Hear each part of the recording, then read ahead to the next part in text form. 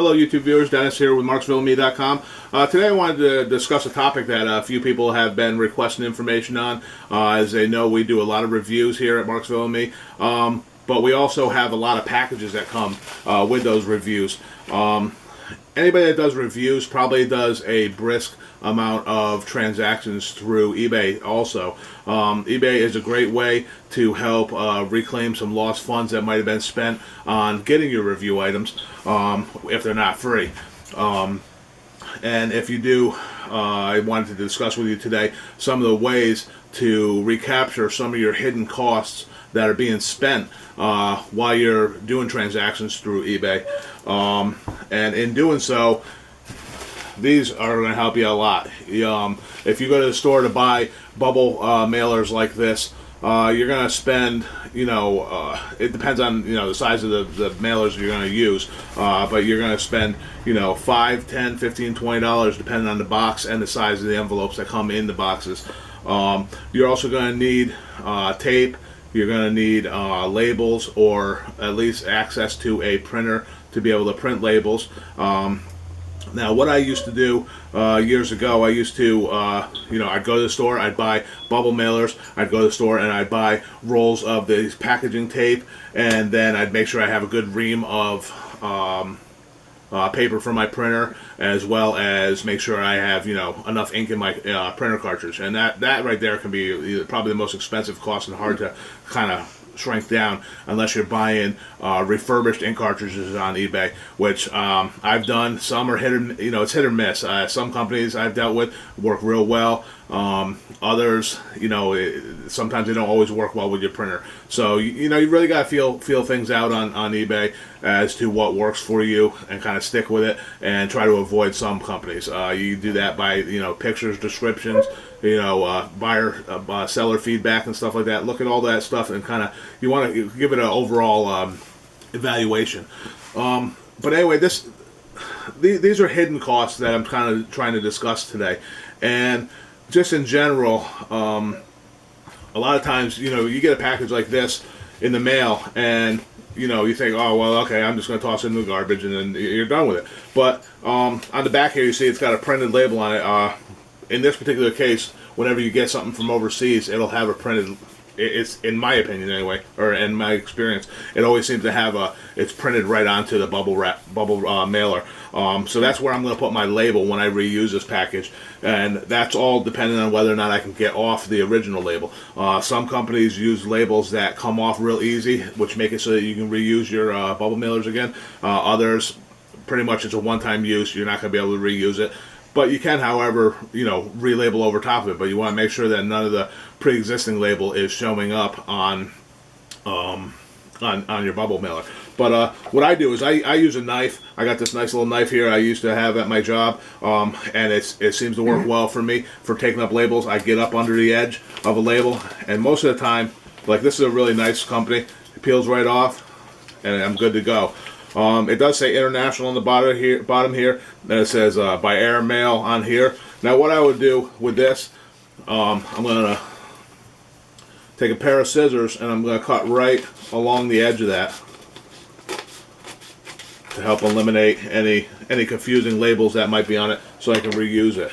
So now we're all set. And once I'm going to decide whether to use this for an item that I might be selling on eBay, I'm going to put my shipping label right on here after I tape it back shut with the product inside. Just to show you, I do a brisk amount of sales on selling video game cases, some with games, some without, some new, some used.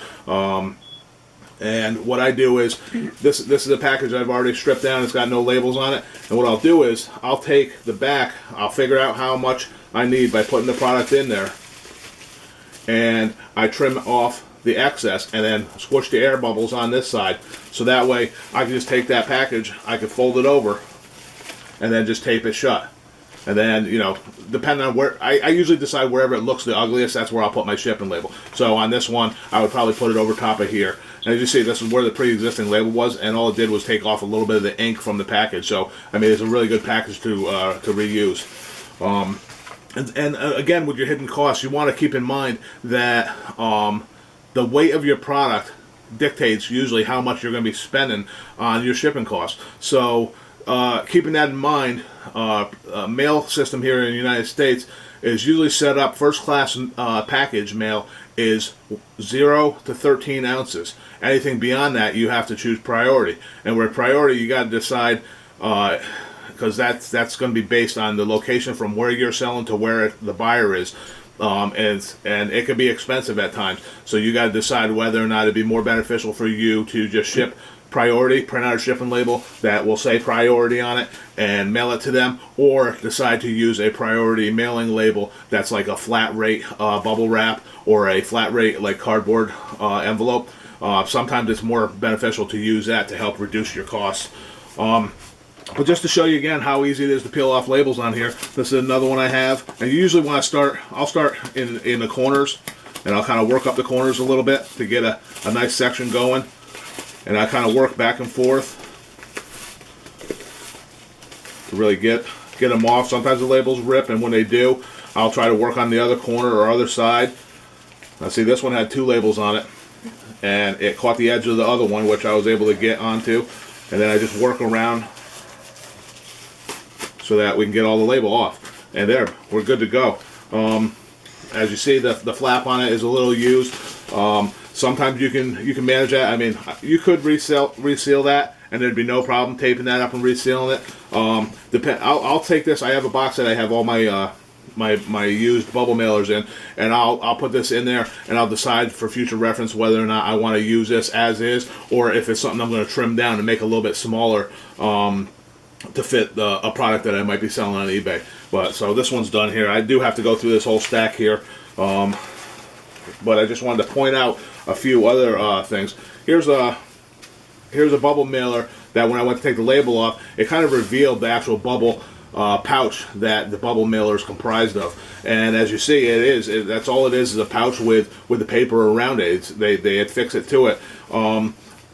If you want to be real frugal, you can reuse this. I would recommend using something like this for to protect your product before you put it into another envelope. So if you want to add a little extra security to the items that you're selling, put it in here, seal it up, give it a little fold. I wouldn't take the time to waste it, with a lot of tape. And then you can put that into another one just to give it a little extra security to make sure that the item's going to get to your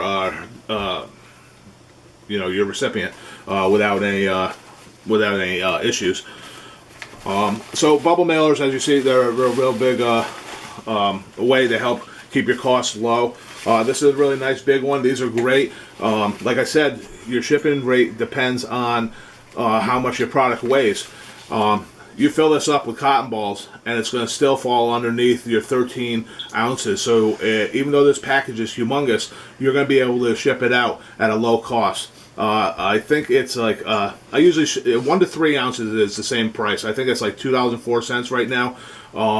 So that's obviously this in and of itself is probably about 3 ounces, maybe 2 ounces. It's hard to tell right here. I mean, you want to have a scale. It really makes it beneficial if you have a scale to help you weigh your products. I don't have the scale right in front of me here. But like I said, if this cost me, if this was 13 ounces, it would probably cost me about $3.50 roughly to mail this out. Compared to, something that if I was going to fill this up with, say, trying to think of something like a bottle of shampoo, it's probably going to be over 14, 15 ounces. So with the packaging and the actual bottle. So with this, you're going to want to trim this package down to make it customized for your size, weigh it up, and find out which is cheaper, to send it out as a flat rate priority package or just to mail it out as a priority as is. Well, here's another one that the label's already started to peel up a little bit, so I'm just going to continue to work on this one, get it off. So this one's ready to go. As you see, it started ripping there. So what I'm going to do is I'm going to just work on this side, work it straight down, and when it gets towards the edge, you want to give it a little side twist to help keep it from tearing into the meat of the envelope itself. And like I said, you're going to, whatever knife or whatever you use to peel it is going to be your preference. I use this because it's got a nice sharp point, and I can get in under the edge. And I usually just work the corners up, and I pinch my finger to the label and the blade, and then I just peel it outward. Got another little label up top here. Like I said, if you mess up on it, you might be able to reuse it for another product you're going to sell on eBay. You know, like I said, to repurpose it. You may not use it for an item that's going to be this big. So you might be able to trim this down to a smaller size to fit whatever needs, you know, is going to fit the product you're selling. But I mean, like there we go. This envelope's ready to go. So let's set these mailers aside. I also wanted to talk to you today about labels. These here are labels that you can use to print out. They have one side which has a sticker, and the other side, when you're printing out on eBay, when you sell something, when you print out your label, it'll have the label information that's going to go on your package that you're mailing out, and then it's going to have like kind of like a receipt for you of your transaction. So I find these very beneficial. You got to know how the orientation of your printer is so that you can put it into your printer the proper way, so that you're not wasting your your ink card. Ink is going to be printing on the wrong side if you put it in wrong. I know mine, I put in face down, and then what it does is it comes up through the printer and prints on the top side. So then what I do is I print my label out, I'll peel it out, put it on the package when it's all sealed up with tape and stuff, and then I'll, right here it's got a perforation, I just give it a little fold and I'll peel that off. And then I hold on to these for an amount of time. The amount of time that you hold on to it is really up to you. I usually hold on to it for at least a year. It's just a receipt, a record of the transaction, so that you have it for references. I've only had to look back at mine several times to try to help resolve a problem that there was, and thankfully, because of saving them, I was able to resolve that issue. By getting these, I bought 250 at one time because I wasn't sure if this product was going to be more beneficial than just printing out on plain paper and taping it to the product. I find I save a lot less money in tape by using these, and the overall cost of these were very beneficial. I have some figures here. For this here, it cost me $28.99 for 250 labels, which I thought that was a great price. And to me it was, because it was the first time I ever used labels like this for eBay. And I want to tell you that in the long run, if I was to conduct a business where I'm going to be using thousands of these, this was really an expensive measure.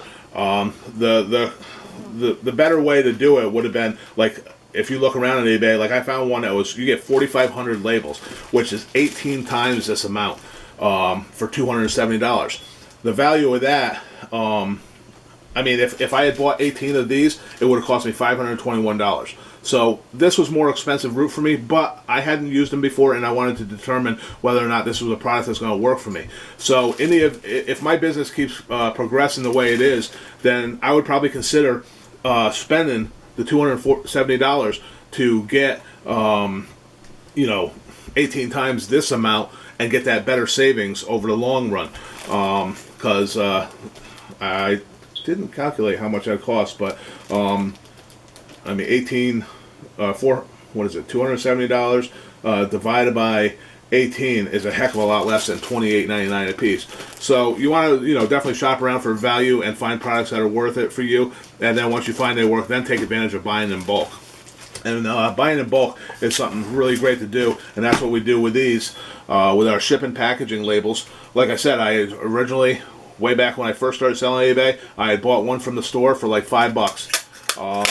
And it comes with this nice dispenser, which has a nice rip-off label, and it holds the tape in place, so it's ready to go for your next package that you're going to tape up. If you buy these, you're going to spend roughly $4 a roll. Sometimes you can get a little cheaper on eBay. And by buying it at $4 a roll, you're going to spend a lot more money than if you buy them in bulk. This is just one 6-count package from a package of 36 that I had purchased. I purchased 36 rolls of this tape for $35.99. So that ends up being $1 a roll. So as you see, $4 versus $1. I mean, the value is there. And who's not going to use tape? I mean, you can always find a use for tape, if not for on your packages that you're selling on eBay. So you definitely want to look around and try to find the best deal that'll work for you to help keep your costs low. Tape, labels, ink, bubble mailers. I mean, they're all like the main four things that I can think of that are hidden costs on eBay when you're buying and selling, and you want to keep in mind these items to help reduce your overhead for selling items on eBay, because eBay is constantly changing their rules and policies, which make it so that you are paying more and more every day for items that you sell. On average, if you're not getting a free listing, you have to pay 30 cents per listing to sell an item on eBay. They have millions of customers. There's no reason that eBay should be charging 30 cents, basically making $30 million on a million customers to list an item. And they get 10% of whatever the sale item is. So if you're selling an item for $30, they're getting $3 off the top of that. So on a $30 item that you're listing, you're spending $3.30 that's going to eBay right off the top of your cost, off the total the item that you're selling. So you definitely got to weigh that factor. You also got to weigh in the fact that in most situations people are taking PayPal as a method of payment. Well, PayPal also has a percentage rating that they use that decides how much of the funds they get. What I usually do as a method, I usually take whatever eBay's is and double it to make sure that my cost is covered. So hopefully by discussing this stuff with you today, we're able to help you realize some of your hidden costs, and hopefully help you keep your costs lower. And like I said, I've been wanting to do this video for a long time. It is an informational video just to try to help you save a little bit of money with your buying and selling on eBay. And in conjunction with doing the reviews that you have been doing, if that's what you're doing. So I know not everyone that's viewing this might be, doing product reviews like we at Marksville here do. So hopefully we can save you a couple pennies to help keep them in your pocket instead of giving them to the companies. And I thank you for stopping by today at Marksville and me. You have a wonderful day and keep saving. Bye.